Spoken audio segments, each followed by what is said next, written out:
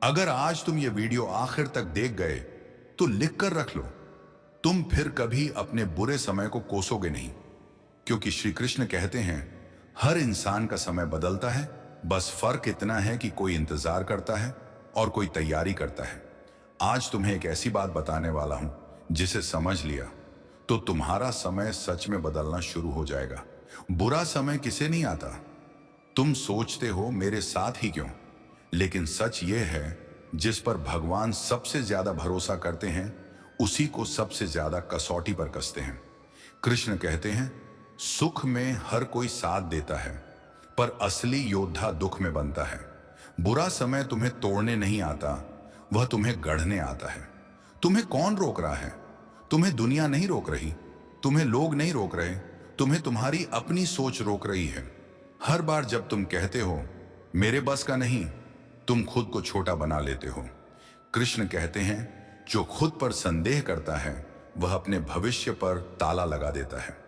एक बात जो मान ली तो समय बदल जाएगा। अब ध्यान से सुनो, तुम जो आज कर रहे हो वही तुम्हारा कल बना रहा है।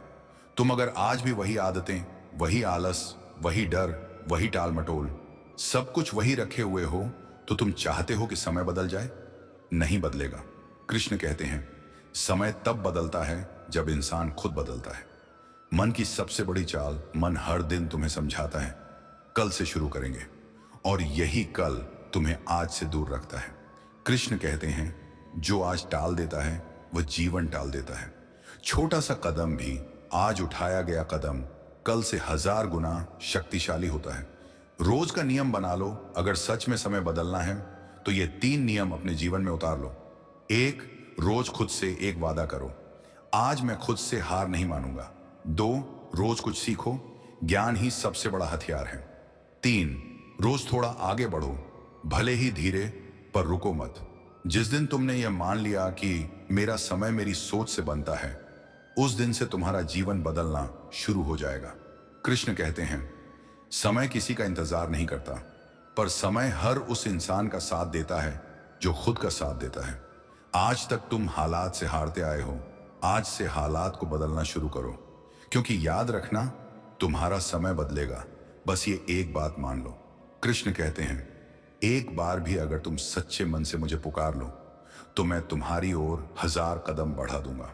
इसलिए प्रेम से कमेंट करो जय श्री कृष्णा और गीता के उस ज्ञान को अपने हृदय में उतारो जो हर टूटे हुए इंसान को फिर से खड़ा कर देता है।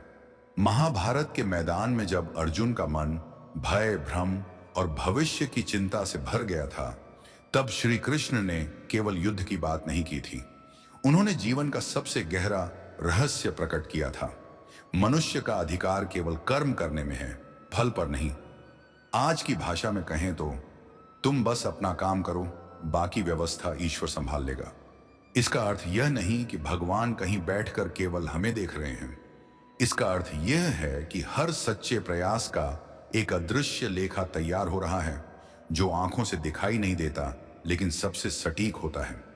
जब तुम पूरी ईमानदारी से मेहनत करते हो और फिर भी सफलता देर से मिलती है, तो मन कहता है शायद मेरी मेहनत बेकार चली गई।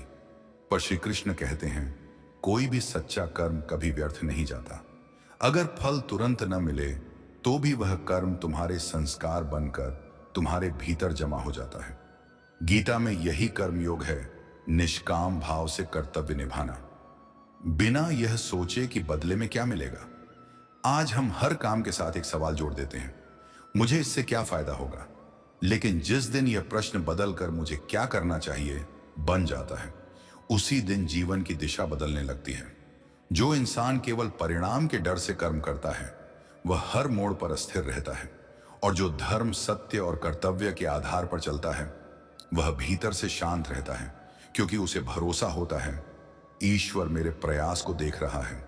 ईश्वर देख रहा है, इसका अर्थ केवल न्याय नहीं है, इसका अर्थ है तुम्हारी नियत, तुम्हारा संघर्ष, तुम्हारी निष्ठा। दुनिया शायद तुम्हारी मेहनत न देखे, लोग शायद तुम्हारे त्याग को न समझें, पर जो कर्म धर्म से किया गया हो वह कभी अनदेखा नहीं होता। जब जीवन में अन्याय हो, जब सही होकर भी हार मिलती दिखे, तो ये वाक्य याद रखना, तुम बस कर्म करो, ईश्वर सब देख रहा है।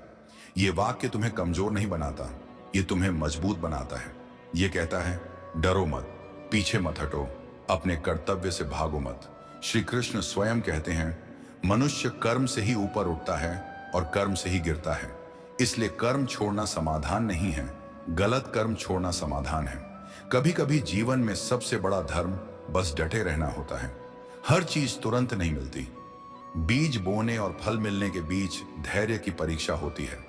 जो किसान बीच में खेत छोड़ देता है वह कभी फसल नहीं देख पाता, और जो इंसान धैर्य रखता है वही एक दिन जीवन की फसल काटता है। गीता का ज्ञान केवल युद्ध भूमि के लिए नहीं था, वह रोजमर्रा के जीवन के लिए है। एक विद्यार्थी को देखो जो ईमानदारी से पढ़ाई करता है, नकल नहीं करता, शॉर्टकट नहीं अपनाता। कई बार वह देखता है कि कम मेहनत करने वाले लोग आगे निकल जाते हैं। तब उसके मन में प्रश्न उठता है, क्या मेरी सच्चाई व्यर्थ जा रही है? ऐसे समय में श्री कृष्ण का संदेश याद रखना चाहिए। ईश्वर तुम्हारी नियत देख रहा है। आज भले ही परिणाम न मिले, पर जो अनुशासन, धैर्य और चरित्र तुम आज बना रहे हो वही कल तुम्हें स्थायी सफलता देगा। इसलिए चाहे सफलता देर से आए, पर सही कर्म से कभी समझौता मत करना, क्योंकि अंत में वही जीतता है जो कर्म के मार्ग पर अडिग रहता है। गीता यह नहीं कहती कि फल केवल नंबर, पद या पैसा होता है। वह कहती है फल संस्कार भी होता है। जो दिखाई देता है वह छोटा हिस्सा है, जो भीतर बनता है वही असली कमाई है। एक कर्मचारी की कल्पना करो जो रोज समय पर ऑफिस पहुंचता है, जिम्मेदारी निभाता है, बहाने नहीं बनाता। लेकिन जब तारीफ की बारी आती है तो अक्सर वह पीछे रह जाता है और चापलूसी करने वाले आगे निकल जाते हैं। ऐसे समय में मन टूटता है। पर श्री कृष्ण कहते हैं, कर्म का मूल्य तुरंत नहीं झलकता, वह पहले तुम्हारा चरित्र बनाता है। और जब चरित्र मजबूत हो जाता है तो वही तुम्हें ऐसी स्थिरता देता है जो दिखावटी सफलता में कभी नहीं मिलती। अब एक व्यापारी को देखो जो ईमानदारी से व्यापार करता है, मिलावट नहीं करता, झूठे वादों से लोगों को नहीं फंसाता। शुरुआत में उसे लगता है कि उसकी रफ्तार धीमी है। गलत तरीकों से पैसा कमाने वाले उससे आगे निकलते दिखाई देते हैं। पर गीता का नियम यहां भी काम करता है। गलत रास्ते से आया लाभ टिकता नहीं, और सही रास्ते से बढ़ी प्रगति भले धीमी हो पर गहरी होती है। ईश्वर केवल परिणाम नहीं देखता, वह उस रास्ते को भी देखता है जिससे परिणाम पैदा हुआ है। यही सिद्धांत रिश्तों में भी है। कोई व्यक्ति हर संबंध में सच्चाई और सम्मान रखता है, फिर भी कई बार उसे धोखा मिलता है। तब मन कहता है शायद सच्चा होना कमजोरी है, पर श्री कृष्ण कहते हैं सच्चाई कमजोरी नहीं, आत्मा की ताकत है। जो सही रहता है वह खुद को भीतर से नहीं खोता। जब जीवन कठिन हो जाता है और लगता है कि सब कुछ उल्टा चल रहा है तो मन करता है सब छोड़ दो। लेकिन गीता सिखाती है कर्तव्य से भागना समाधान नहीं है, कर्तव्य को शुद्ध करना समाधान है। अर्जुन भी यही करना चाहता था, लेकिन कृष्ण ने उसे कर्म से जोड़े रखा। जिस दिन इंसान यह मान लेता है कि ईश्वर उसके कर्म देख रहा है, उस दिन वह डर से नहीं, जिम्मेदारी से काम करता है। वह जानता है कोई देखे या न देखे, उसका कर्म उसके साथ ही रहने वाला है। यही सोच जीवन में स्थिरता लाती है। अब किसान का उदाहरण सोचो। वह खेत तैयार करता है, बीज बोता है, पानी देता है और फिर धैर्य रखता है। वह रोज यह नहीं पूछता कि आज फल क्यों नहीं आया। वह जानता है मेरा काम बीज बोना है, फल समय पर अपने आप आएगा। यही कर्म योग है। माता पिता अपने बच्चे को अच्छे संस्कार सिखाते हैं, ईमानदारी, मेहनत, सच्चाई। बच्चा कई बार भटक जाता है, तब उन्हें लगता है कि उनकी कोशिश बेकार जा रही है। पर श्री कृष्ण कहते हैं दिए गए संस्कार देर से जागते हैं पर गहराई से जागते हैं। ईश्वर उस प्रेम और धैर्य को देख रहा है जो माता पिता अपने कर्तव्य में दिखाते हैं। और जब कोई व्यक्ति समाज के लिए अच्छा करना चाहता है और बदले में उसे आलोचना मिलती है तो गीता उसे याद दिलाती है लोग क्या कहेंगे। यह सोचकर कर्म करना बंधन है और धर्म के साथ कर्म करना मुक्ति का रास्ता है। कर्म ही वास्तविक धर्म है और यही समझ जीवन को भीतर से शांत कर देती है। गीता हमें यह नहीं सिखाती कि केवल जीत ही सफलता है। वह कहती है धर्म के अनुसार किया गया कर्म ही मुक्ति का मार्ग है। जो व्यक्ति प्रशंसा में उछलता नहीं और निंदा में टूटता नहीं, वही सच्चा कर्मयोगी होता है। अक्सर ऐसा होता है कि पूरी कोशिश के बाद भी हमें हार का सामना करना पड़ता है। तब लगता है शायद मेरी मेहनत अधूरी थी। पर श्री कृष्ण कहते हैं जीत और हार क्षणिक हैं, पर संघर्ष के दौरान जो साहस, अनुशासन और आत्मबल बनता है वही जीवन की असली संपत्ति है। कभी कभी जिंदगी हमें ऐसे मोड़ पर खड़ा कर देती है जहां गलत रास्ता आसान और सही रास्ता कठिन लगता है। उसी क्षण भीतर से एक आवाज उठनी चाहिए, तू अपना कर्म कर, व्यवस्था देखी जाएगी। क्योंकि जो रास्ता तुरंत सुख देता है वह अक्सर स्थायी शांति छीन लेता है। जिसने यह सच स्वीकार कर लिया वह जल्दी बिखरता नहीं। उसे समझ आ जाता है कि हर संघर्ष किसी न किसी रूप में उसे मजबूत बना रहा है।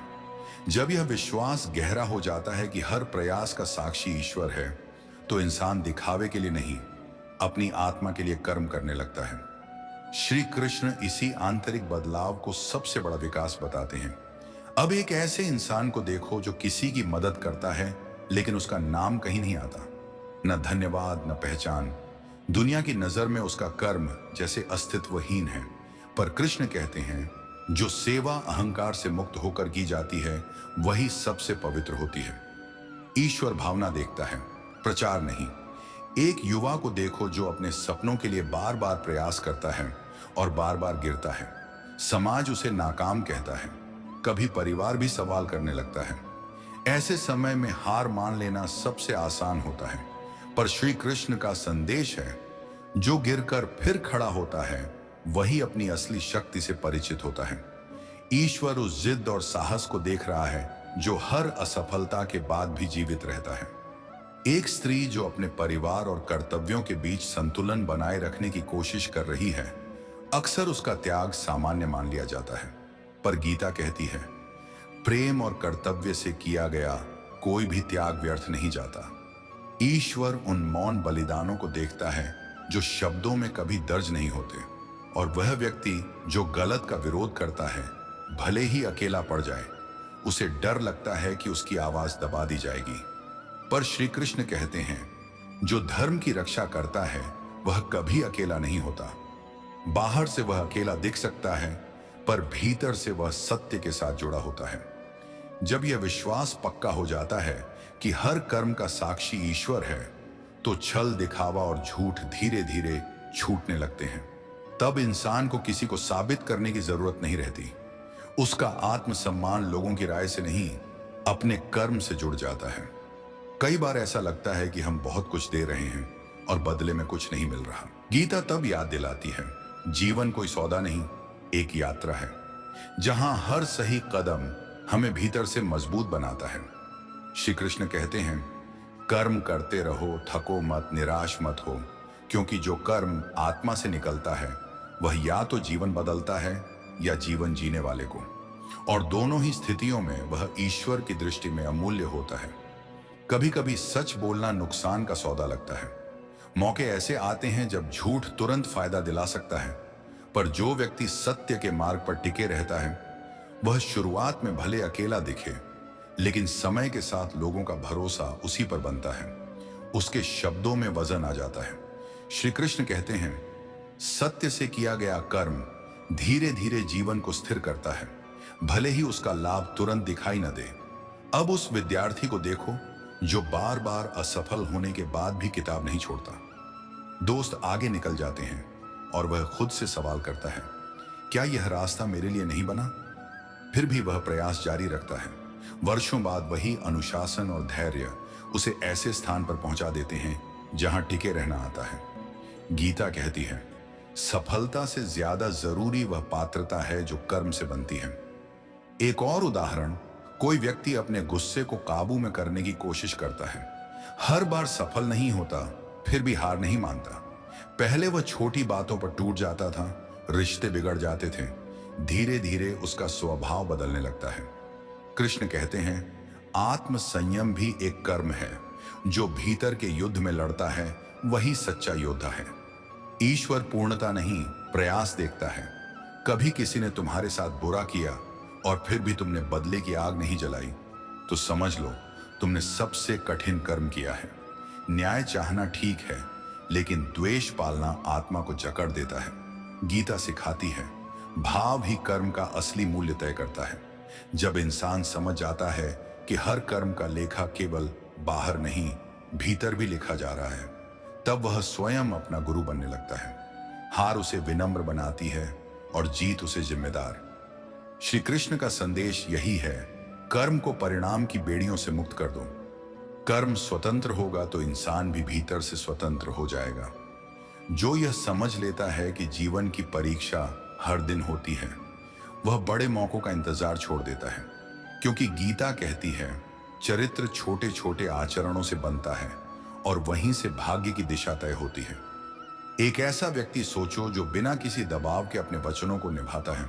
कोई देख नहीं रहा, फिर भी वह जो कहता है वही करता है।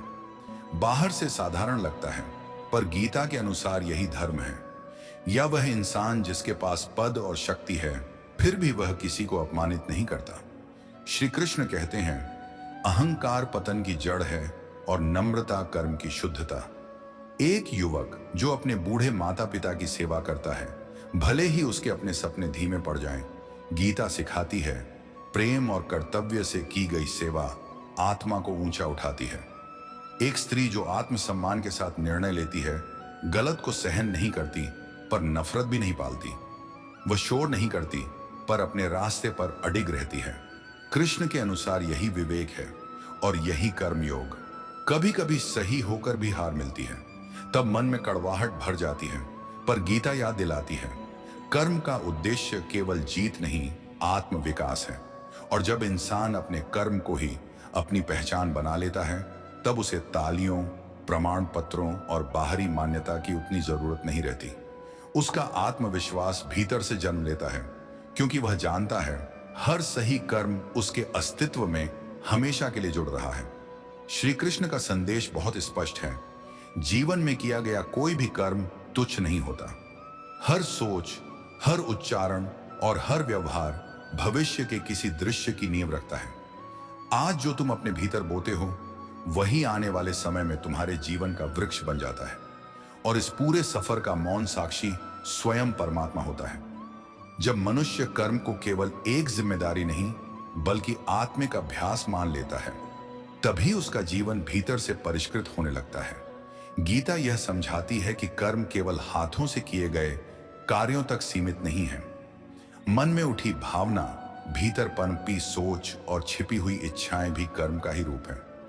मान लो दो लोग एक ही स्थिति में हैं। एक के मन में ईर्ष्या पल रही है, भले ही उसके चेहरे पर मुस्कान हो। दूसरा उसी परिस्थिति को देखकर प्रेरित हो रहा है। बाहर से दोनों समान दिखते हैं, लेकिन भीतर उनके कर्म अलग दिशा में बह रहे हैं। श्री कृष्ण कहते हैं कि ईश्वर केवल दृश्य क्रिया को नहीं बल्कि उसके पीछे छिपी भावना को भी देखता है।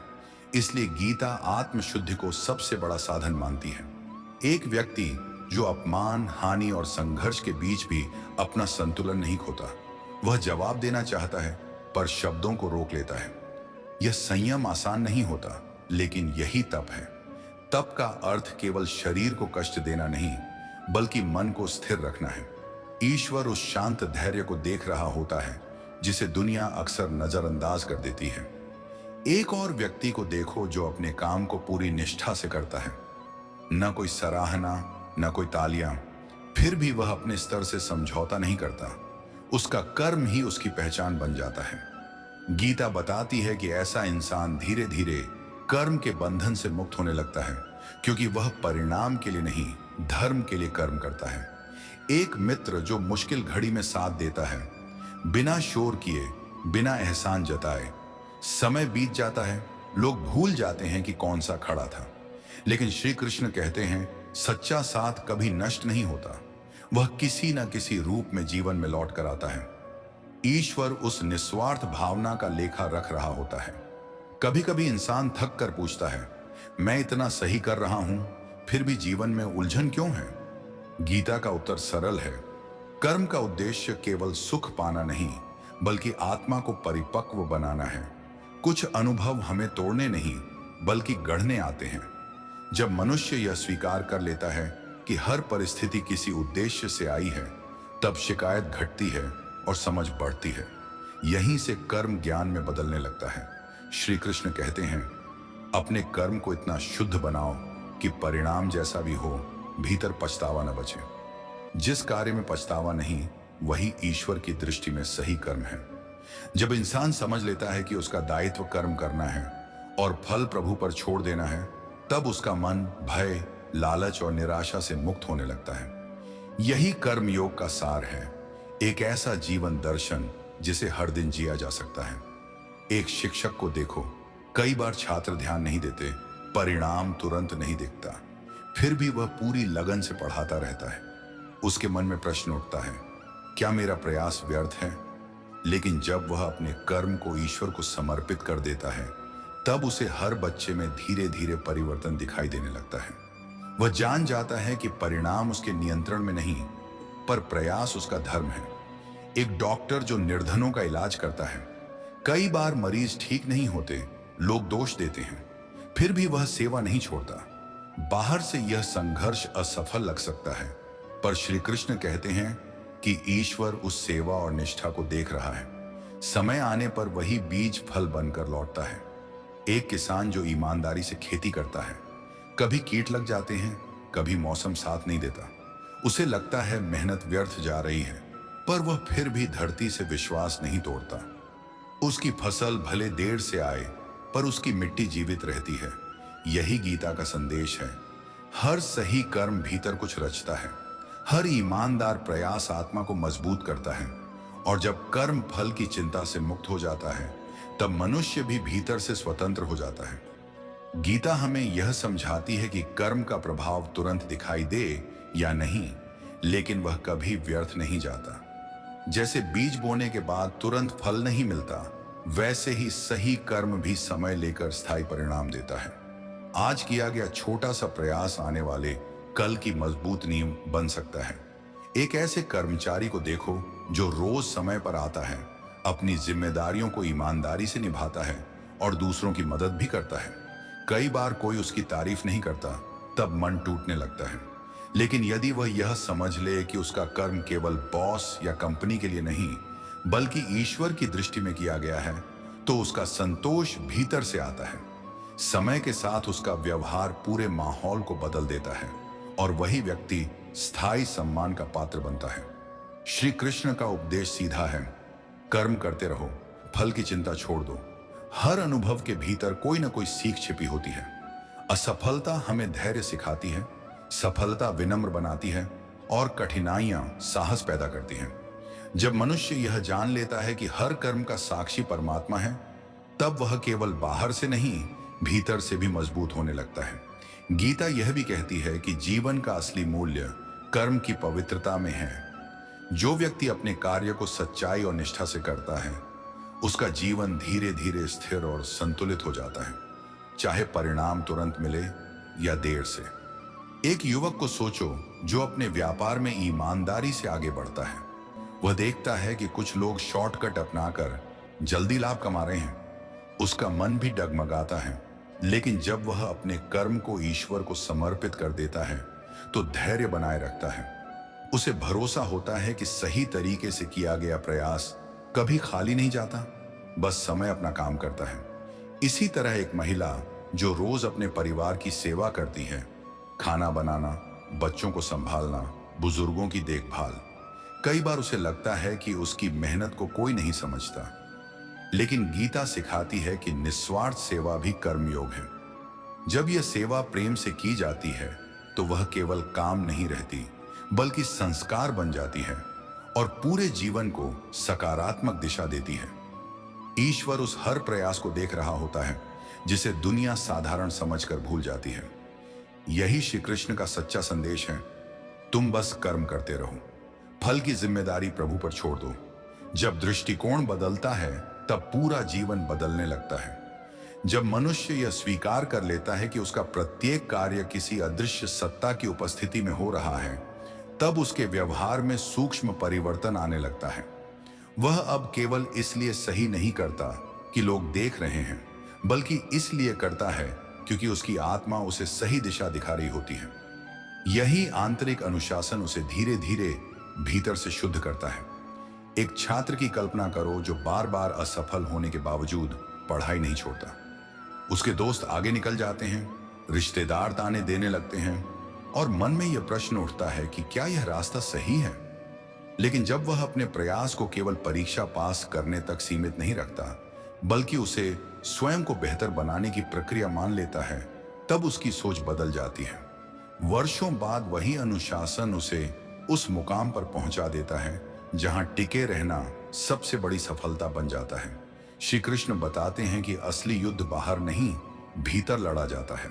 एक व्यक्ति जो अपने क्रोध को नियंत्रित करने का अभ्यास करता है, हर बार सफल नहीं होता। कई बार वही पुरानी आदतें लौट आती हैं।